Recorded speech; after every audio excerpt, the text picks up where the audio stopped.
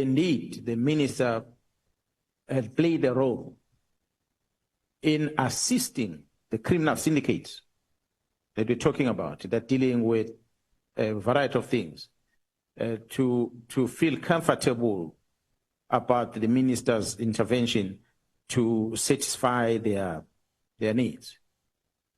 Now, General, during the press briefing, you also mentioned that there was a meeting that was summoned by the minister in which General Sibiya was present. And the purpose of that meeting was to reconcile you and General Sibiya. And your reaction to the minister was that there can never be a relationship between a police officer and a criminal. Did you make that statement? Am I quoting you correctly? I'm glad you're asking me that question, because many things get quoted from what one says.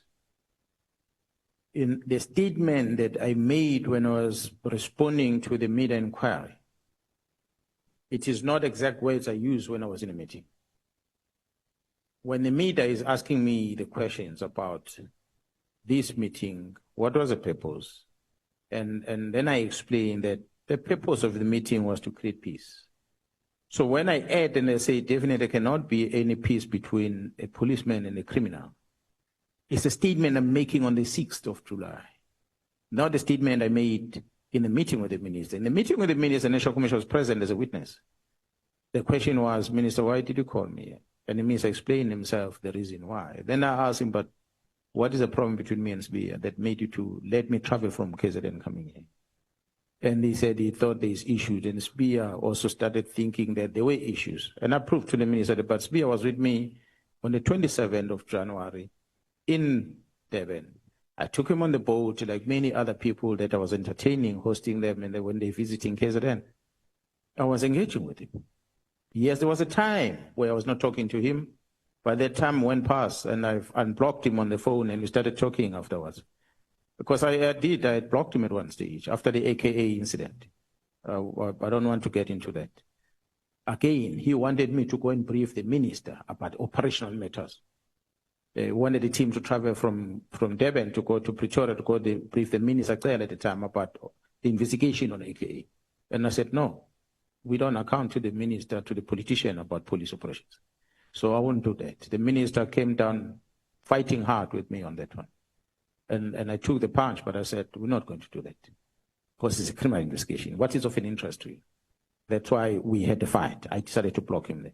And because of his words to say to me at the time, I may have seen I'm giving an instruction because he's a deputy national commissioner. I'm talking about a person, I'll refer to him as a baby, because he just became a lieutenant general. He still does not know how it feels to keep those rank on his shoulders. But he was able to tell me that I'm his junior. They're having so many years in this rank. So I took offense on that, I blocked him. So there was a time where I was not talking to him. You'll come to the province, I will give him vehicles today. You'll get lift from other people coming in. Until such time that eventually he was acting. There's another thing. The National Commission appointed him acting as a National Commission when he was out of the country. And now I had to account to this person, who then says he's my senior. But we started talking from there.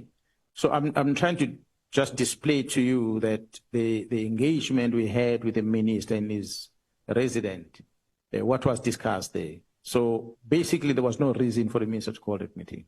It was a false information that he received, that there's tensions between me and Sibiya. And we demonstrated that the man I was with him not long ago, so what are these tensions you're talking about? It was proven that there was no tensions. And we continue talking afterwards, and the meeting adjourned.